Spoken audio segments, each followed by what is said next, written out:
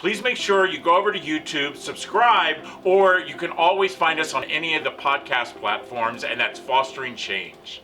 Well, it's so hard to believe that we are already in the month of October. This is actually one of my favorite months, not only because it's my birthday month, but I love fall weather. I love this crispness of the fall. I love when I see the leaves are falling off the tree. But you know what? It actually reminds me a lot about our foster care system.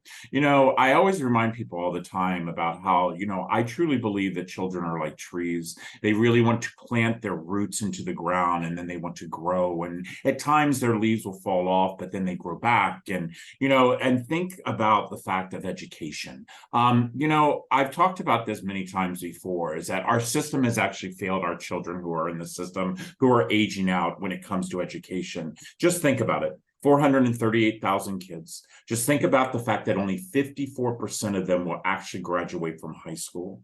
Just think about the fact that only 11% will fill out a college application.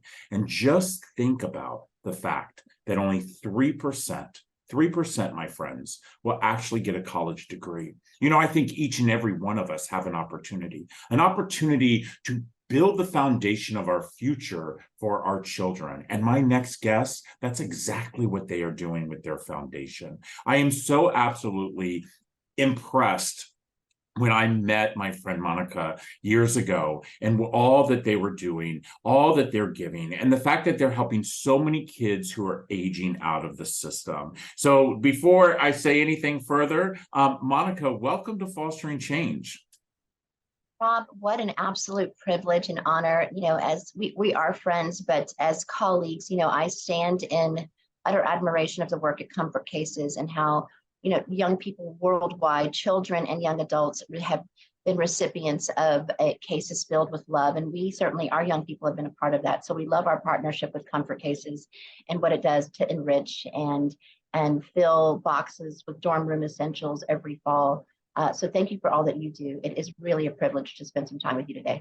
Oh my gosh, like I said, I'm lucky that I get to call you my friend, and talking to you is just like having a conversation. And so let's really dive in. I really want you to talk about the foundation. I want you to talk about exactly what you're doing and how you're changing the needle.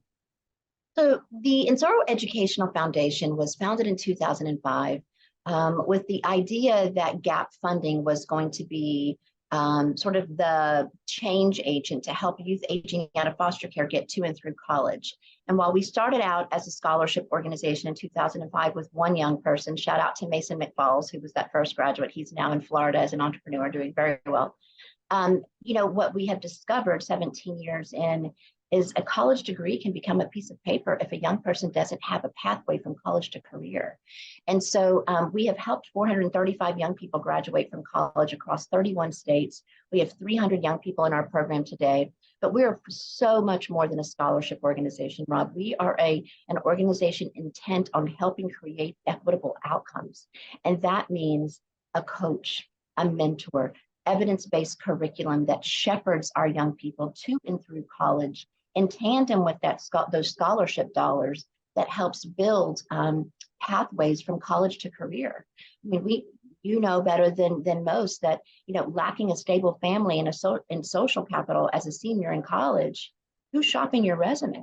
Right. And so our organization now has really leaned in through sort of much data and a lot of soul searching and solid strategic planning from our board of directors. What are we really solving for? Because it's great to have an 81% graduation rate, which we celebrate. But if that young person is homeless the next day, what was that degree for? Right? So what are we really doing while we have our arms wrapped around our young people from 16 to 26, which is the age and the period of time that we support our young people? Are we really helping them become the best versions of themselves?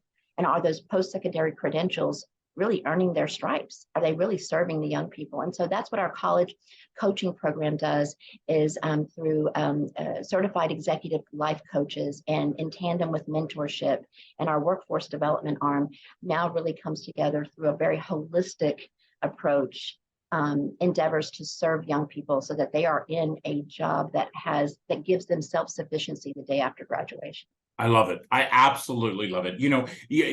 There's so many points that you hit on that I want to touch base on. Number one, I've said this so many times over and over again. That piece of paper that hangs on your wall, that you are handed on that graduation day, truly does not make the outcome of what your future is, and it truly doesn't. And I think that is something that we forget. And when to hear you talk about that 16 to 26, it's something I have said time and time again. I believe that foster care should actually be extended to kids who are in this system until they're 26 years old. And let me tell you the reason why. So you're a mother. I actually, know what an amazing mother you are. And as a father of 5 kids, my oldest son is 22 years old.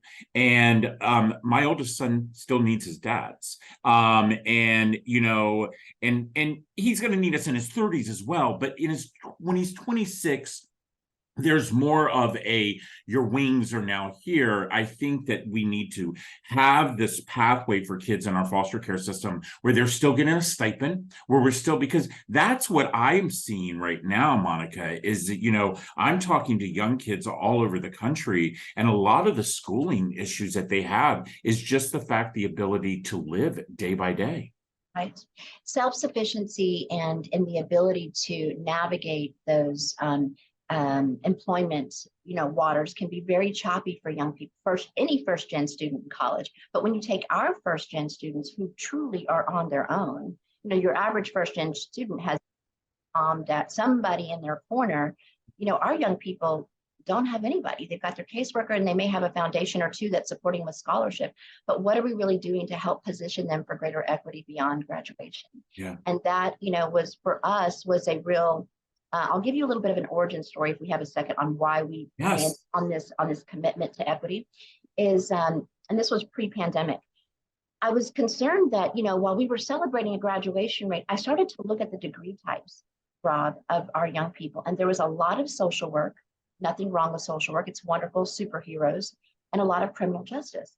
So in one of our roundtable sessions with our young people, I asked, can we talk a little bit about, this was a 3-year roundtable, right? I really wanted to see year over year what this was, because it was a trend that really jumped off the page. And Bob, it was a lack of awareness of other careers. I knew it. I've seen one quote gives me chills. I've only seen the inside of a courtroom, so I know those 2 careers, and what if we do them right, we can get them right. And I'm thinking, sweetheart, this is a system we're up against. One social worker, yes, can make a change, but do you realize your math tests are off the chart, and there's so many other things that you could do? And so I went on this very nationwide search to find a coaching partner that had evidence-based curriculum, that was nimble enough, that could infuse what matters most to our board, which is financial literacy, but also could give them some fundamentals of career assessments. Right. And so there's this one tool in our coaching program called Use Science. And it is an evidence-based assessment that our young people get in their second coaching session that helps them determine, it's like a Myers-Briggs for careers, right? Their natural talents and abilities, and then shows them what that looks like from an earning potential beyond graduation. And it's like an aha moment. Light bulbs go off. Oh my God, I thought I wanted to do this, but I had no idea I could be a chemist. I have propensity to be, plumbing. So it was such an incredible a pivot point for us to be able to say, it's exposure, access and exposure are everything. Wow. And that was one of the reasons. Then we went on to self-sufficiency to determine, what are our kids lacking beyond graduation? And that too, our work, your work, you were so wonderful to introduce us to the folks at Elevance and AmeriGroup, and and we're exploring ways that we can make sure that those benefits are tapped into. So yeah, it's a real village. I'm going to tell you something that I just had an aha moment that I have not had in so long, because the scholars that I have met who have gone on to college, that is exact. I see all these, they're social workers and all these, criminal justice, and it just was that aha moment of making sense. It's like, that's all we've exposed them to. From the time they've walked into the system, they've had a social worker visit them twice a month. They're in and out of the courtrooms, because of, having the review after review after review after review. And they're truly not seeing what else is around the world that they could possibly do. I don't even know. And maybe you can answer this question. I remember back in high school, when I was in high school, you had to take a test and it would tell you what you were gonna, where you were like. Do they still do that? In Fulton County schools, they do. In fact, that's where we get our assessment from Okay. science, because it is an evidence-based tool. I don't know that it's broadly done, particularly in the areas where our young people reside and go to Right. school, usually inner city schools. Communities and Schools is another incredible organization, and they do a lot of work in inner city schools, making sure that those young people are dialed in and connected. I don't have an informed opinion. I just know that with Fulton County schools, this tool is a real magnet and a real change agent. Monica, the thing is that I've said this so many times in so many speeches that, when you invest in a child, you actually invest in our future. It's, the old saying used to be, you invest in a child, you invest in their future. But I think it's truth that you actually invest in our future, because they are our leaders of tomorrow. They are our leaders of tomorrow. So by investing in them, it makes our future brighter. And that's exactly what I see your foundation doing. And, the thing that I want to touch base on is, do you really, 17 years you guys have been doing this, and I will tell you, for the last 17 years, and I can only say for the last 10 years that I've been deep back into the system. And I grew up in this system, I aged out of the system, I adopted 5 kids out of the system. I really haven't seen much of the needle move. I've seen lots of money be given to lots of organizations that say they're going to make lots of changes, and I've seen nothing. But when I hear you say things like, an 81% success rate with graduation, that's actually a needle moving. That is a needle moving. I got to ask, where do you get your funding? Oh gosh, so the lion's share of the support that we receive is individual dollars, right? So corporate interest, foundations, and individual dollars. We don't do a lot of federal grants, just because our organization is very lean and mean, and we, that's a significant administrative opportunities when pursue federal grants. At some point, I believe that will probably become part of the revenue portfolio, but currently it is individuals, a lot of independent fundraising, and corporate support and foundations. And the reason I ask that question is because I just feel like, hearing those numbers I mean, people need to know that. People Yes. need to know that. I mean, we've been hearing the same, by the way, we've been hearing the same 438,000 kids in foster care for 5 years. Nobody can make me believe that number hasn't changed. Okay. So, it's like they keep saying that same number. We keep hearing the same number about the 54, the 11, and the 3. I've been hearing that for literally almost 10 years. And so I don't see any change. But when I hear foundations like yours, where you're having an 81% success rate, I mean, that's huge. Well, and I'll tell you why it's not higher, right? So 2 things, right? So we measure success through our current strategic plan, and with the support of our board of directors, with what happens the day after graduation, right? So graduation is a given. You're going to graduate if you're an Nsoro scholar, right? We want that to be the case, but why is it not 100%?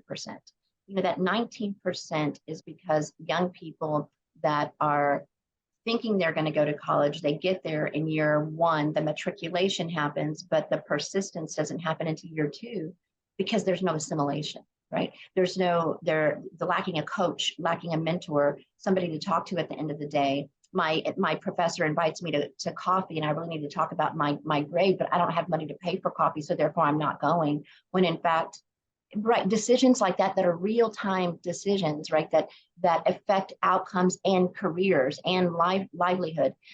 We had to ask ourselves some really tough questions. What are we solving for? Because an 81% graduation rate, that's wonderful. The national average of non-youth that are not in foster care is 61%, right? So we're double digits higher than the national average. But what does that mean if the day after graduation I don't have a job and I'm homeless? And so credentials are key. You've got to have post-secondary credentials. There's no question in today's climate. But what about the students who are not headed to college, not ready for college, not a college student, but most certainly could be an incredible plumber, a welder, and be making, $80,000 in 12 months with the credential. So that is why that number we believe is higher with through the applications that we've looked at. And we're big data hounds around here. If you don't have the data, it didn't happen. If you can't measure it, it didn't matter, right? So kind of our philosophy.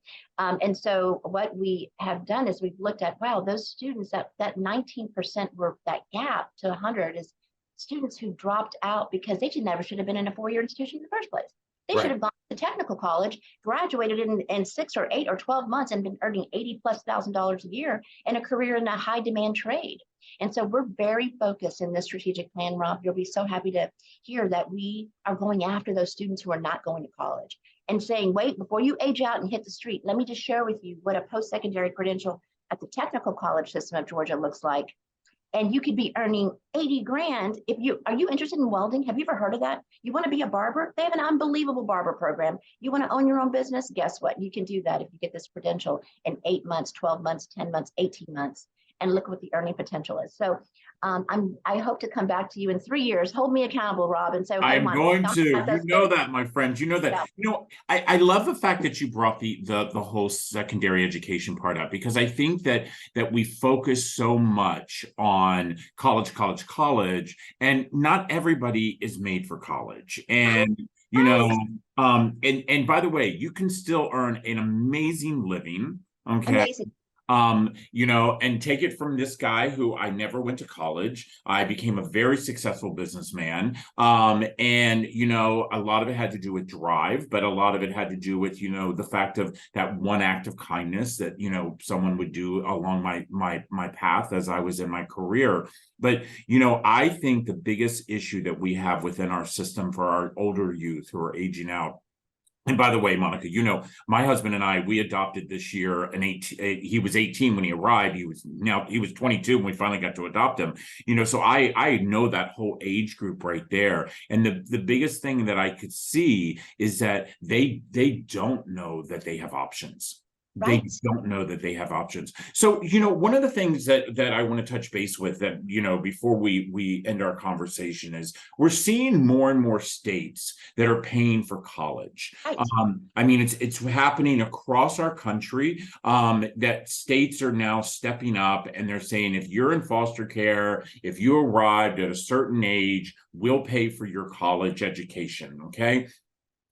Do you feel, and I want your opinion before I give mine, do you feel that should be opened up to trade schools as well? Absolutely. In fact, we are on a policy council for the state of Georgia. Myself, Multi-Agency Alliance for Children, Orange Duffel Bag Initiative, our coaching partners, and several others, and then obviously the division. We are presenting to OPB, and by the time this airs, we will hopefully have had some success. But as Senate Bill 107 provides, it's an unfunded mandate, which that's the first challenge. Is really understanding in the state, yes, to answer your question in short, yes, it should be done. And it can be done state to state. And in some states, they are doing, Florida, for example, great job with executing on the dollars that they were federal dollars and being able to sort of bring in the public-private partnerships to ensure that young people, homeless and foster care, have an opportunity to succeed in an equitable manner. But the key is public-private partnerships, right? So people coming together that can put some skin in the game, that are not just giving you the credential, but also giving you the job beyond the credential. Right. Yeah. I think that's essential, and that's why it's working so well in Florida, because of the corporate interests that are involved in that effort. And so we, with any luck, we'll have some improvement with Georgia's SB 107 and or a rewrite, and it may require a constitutional amendment for Georgia, but whatever it takes, it absolutely should be done. What's interesting is Pell Grant in most cases covers, it's $7,300 currently in its current iteration, Pell Grant, Right. And by and large, a technical certification is less than that. So the challenge is being able to use those federal dollars for housing, right, and or other ancillary expenses that help give that student the opportunity, because in most cases, those schools are commuter schools, right? Mm-hmm. So where's the student going to live? If I choose this pathway that I love, which is perfect for me, where am I going to live? And that's where organizations like Nsoro come in and say, we can help you. The nimble nature of our scholarship can help you with the housing piece and the transportation to and from school and work while you pursue your post-secondary credentials. So it's a unique need for a village of like-minded individuals, public and private, to come together state to state. California is showing it can be done. There's still some, there's always nuances. It's policy. Public policy, there's always going to be opportunity, but I'm 100% in agreement with you. Our young people should not have to feel the cost of education. And listen, we know that no matter what, the cost of higher ed in this country is ridiculous. Right? So we need we need an overhaul there. And I think higher ed is sort of asking themselves that same question. The return on investment for the average college student that graduates with $30,000+ in debt and yet is struggling to find a job in this climate doesn't make sense. And then you factor in the AI disruption, and then you've got some real questions to answer, right? So yeah. I agree 100%. It makes no sense, but I'm going to tell you something right now. If there's a state that's going to change it, it's the state of Georgia. The fact is that on November 1st, with our amazing friends at AmeriGroup and, Georgia Families, we're rolling out that every child in foster care will have a comfort case, and AmeriGroup has stepped up and said, listen, we're going to make sure that these kids step off the curb the right way with a comfort case and with love. And what I love about that is that you, as my friend, you get to help at the end. It's almost like, we're two bookends. And, I think that's why over the years, our friendship just is supposed to be, because, we both have such a passion when it comes to our kids who are in foster care. Listen, everybody, I really want you to do me a big favor. It's my birthday week. Okay. And, and as much as you all show the love to comfort cases, I want you to show the love to my Friends Foundation. We're going to have a link right here that you're going to be able to go straight to their website. You're going to be able to donate. And by the way, whether it's $1, $5, $10, $500, it doesn't matter.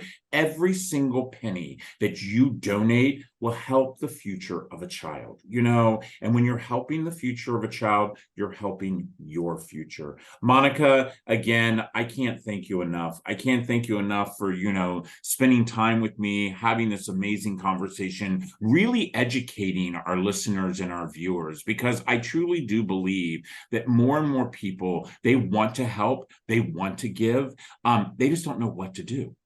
Right. So how can they get a hold of you? To learn more about the Nsoro Foundation, please visit www.nsoro.foundation. That's Nsoro.foundation. We are also on Instagram, all the social channels at Nsoro Foundation, Nsoro Foundation, as well as LinkedIn, Twitter, Facebook. Please engage with us and we will definitely get back in contact with you. Thank you so much. Oh, thank you. And by the way, everybody, we'll have all those links on here. And you know what? Do me a big favor. It's a fall crisp day. Go out there and do what I always ask you to do. And that is be a good human. Take care, everyone. Thanks for tuning in to Fostering Change. You can actually watch a couple of episodes right here